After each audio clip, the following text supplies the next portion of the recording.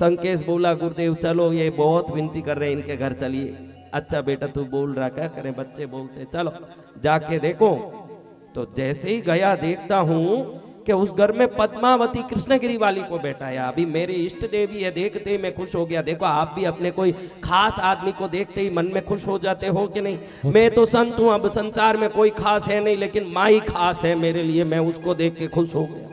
अब माँ को देखूं तो माँ का अच्छे से देखा। आप लोगों को इन देवों में फोटो दिखता है, हम तो साधक हैं, देखते ही देख लेते हैं कि इसमें देवी है या नहीं। और देखते ही देख लिया कि माँ उस ऐसे ऐसे कर रही है। कौन माँ? कौन सी माँ? पद्मावती माँ। तू ऐसे बोल रहा जैसे सोतेली माँ। पद्मावती माँ। जोर से बोल अच्छे। पद्मावती माँ। हाँ थोड़ा आवाज बढ़ाओ भाई, क्या बात है आज दोपहर में खाया नहीं क्या? थोड़ा बढ़ाओ। अब परसों हम चले जाएंगे, फिर रात में उठ के बढ़ाने मत लगना, अभी बढ़ा ले जो बढ़ाना है। पेट तो अच्छा बढ़ाया है, ये भी बढ़ा। तो महाराज माँ कैसे कर रही है आप बताओ। मैंने बताया माँ कैसे कर रही है। मैंने कहा माँ क्या तू भी पंजाब आके डांस क्लास चालू कर दी कि क्या है?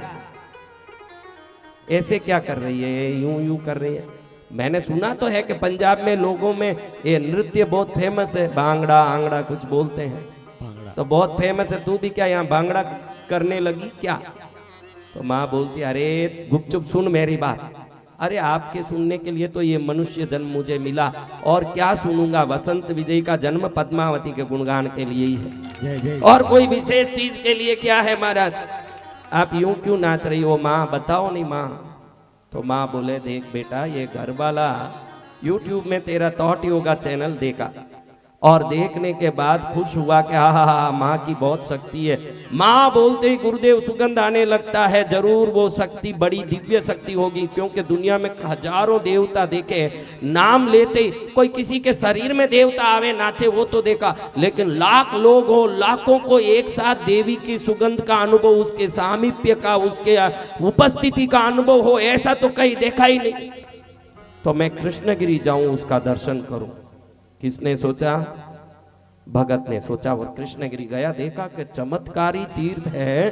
साक्षात जगदम्बा ने रुक्मावती नाम की एक गरीब स्त्री को रानी से भी ऊंचा कर दिया हो, ऐसे दिव्य धाम है। देखते ही पागल हो गया कि इस माँ को मैं घर लेके जाऊं।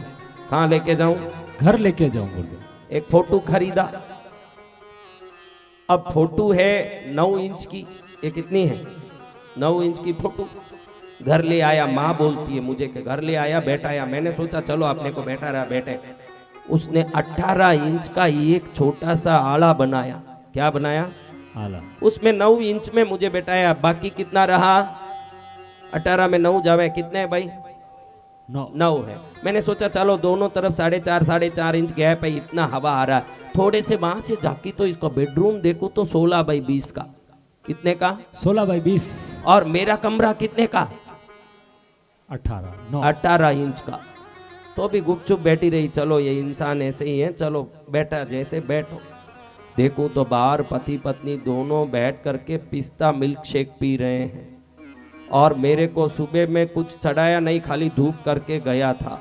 अभी मैं क्या धूप सूंघ के पेट भरूंगी? मेरे को भी तो कुछ खिलाएं तब पेट भरूं। लेकिन हर घर में देखती हूँ कि धूप कर देते हैं, दिया कर देते हैं, खाने के लिए कुछ नहीं रखते, और वो वहाँ बैठ करके चूरमा ठोक रहे हैं, और हम देख रहे हैं भाई ये खा रहे हैं, मजा ले रहे हैं। चलो शांत बैठे रहे, कोई बात नहीं। मैंने आशीर्वाद दिया। इसका बेटा अमेरिका से वापस आया, घर वाले का। अब बेटा आया तो अमेरिका से आया, उसके लिए अलग कमरा। आज तक तो बाप के साथ छोटा था, अभी अमेरिका जाके आया, बड़ा हो गया, उसके लिए इसने एक अलग कमरा बनाया, बढ़िया शानदार। उसमें फर्नीचर भी बनाए। क्या बनाए? फर्नीचर। तो मैंने सोचा मैं घर आई, देखो कितना इंप्रूवमेंट हो रहा है। वो आदमी भी मानता है कि जब से पद्मावती आई मेरे घर में, देखो कैसा आनंद आ रहा है, इंप्रूवमेंट हो रहा है, फर्नीचर सब बन रहा। वो भी खुश, मैं भी खुश। समझा? एक खुशी खूब आ रही है। लेकिन इसी खुशी के साथ जब मैंने देखा कि ये इधर भैरू जी के दरबार में गया। कहाँ गया? भैरू जी के दरबार में। भैरू जी के दरबार में गया तो देखता है कि भैरू जी के दरबार में भी बहुत पावर है। क्या है? पावर है। तो भैरू जी का एक फोटो खरीद लिया। अब भैरू जी की फोटो कितने इंच की, कितने इंच की? 9 तो इंच। मैंने, माँ बोल रही है कहानी, मैं नहीं बोल रहा हूँ, माँ बोल रही है कि भैरू जी की फोटो 9 इंच की।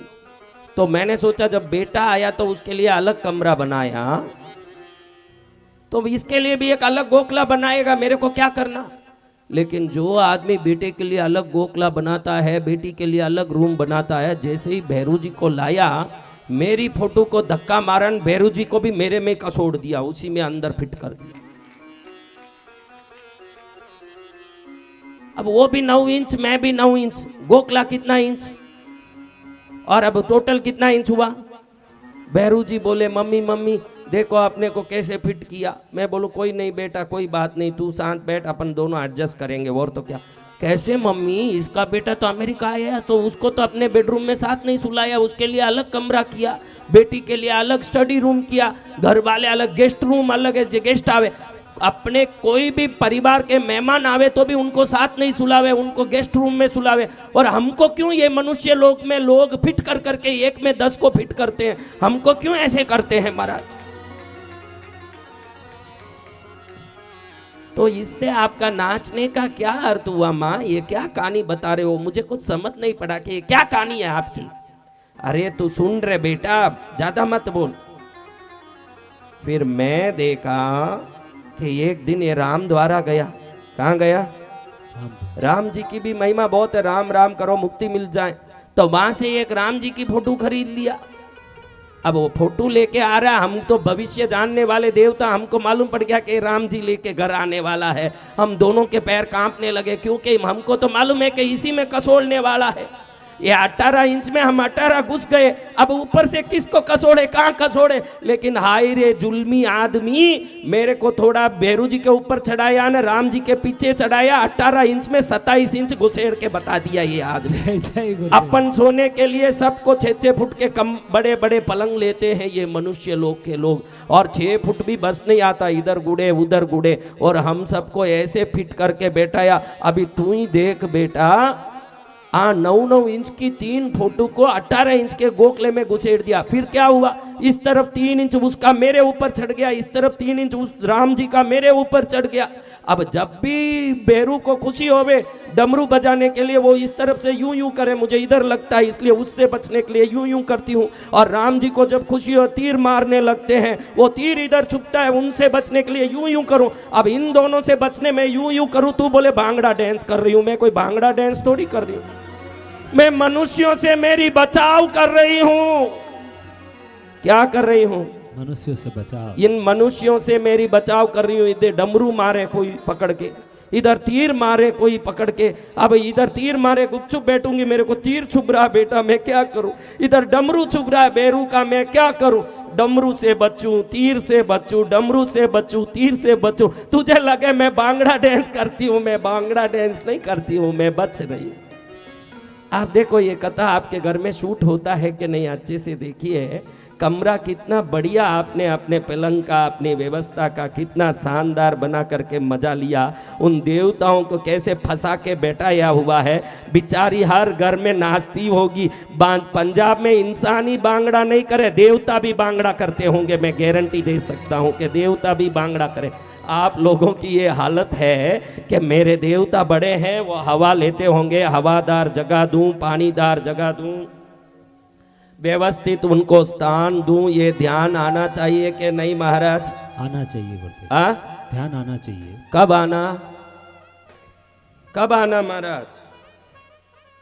बोलो। आज से। आज आ गया जी गुरुदेव। एक काम जरूर करो, जिनमें श्रद्धा नहीं है वो ज्यादा फोटो मत रखो।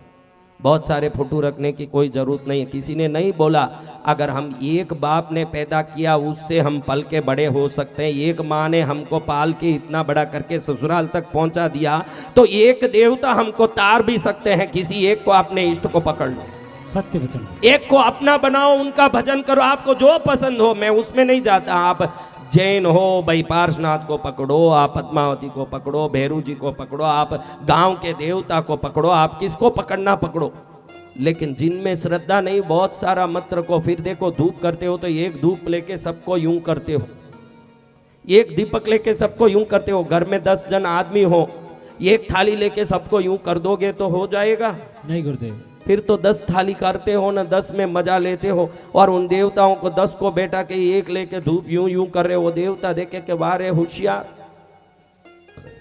एक लेटर लेके 10 एड्रेस लिखोगे तो किसको जाएगा महाराज? किसी को नहीं, रिटर्न आएगा गुरुदेव। हाँ? रिटर्न आएगा तो आपका दिया धूप भी आपको ही रिटर्न आ रहा है, आपके दिए धूप भी आपको ही रिटर्न आ रहे हैं। इतनी श्रद्धा 2-3 रखो कि 2-3 दिया कम से कम ढंग से करो। 2-3 अलग अलग धूप, छोटे छोटे आजकल कौन धूप आते हैं, वो छोटे छोटे धूप अलग अलग करो। तीनों के छोटा सा नैवेद्य की थाली लो, जो रोटी सब्जी बन रही उसी को रखो। देखो देवता कोई आपकी चीजों के भूखे नहीं है, उनके पास बहुत है। आपकी भक्ति कैसी है वही वो देखते हैं। जो घर में बना गरम गरम पहले उनके लिए निकालो, उनके चरण में रखो। बोलो जो रूका सूका दिया हमें, माँ उसका भोग लगा देना। कभी फुर्सत हो तो पद्मावती निर्धन के घर भी आ जाना। कभी फुर्सत हो तो पद्मावती निर्धन के घर भी आ जाना। जो रूका सूखा दिया हमें, माँ उसका भोग लगा जाना। भैया थोड़ा आवाज बढ़ाना, ए बेटा थोड़ा आवाज बढ़ा, गा नहीं पाता हूँ मैं तो। एक कथा में कम से कम 20 भजन करता हूँ, मेरा ये नियम है। 20 भजन कम से कम करता हूँ।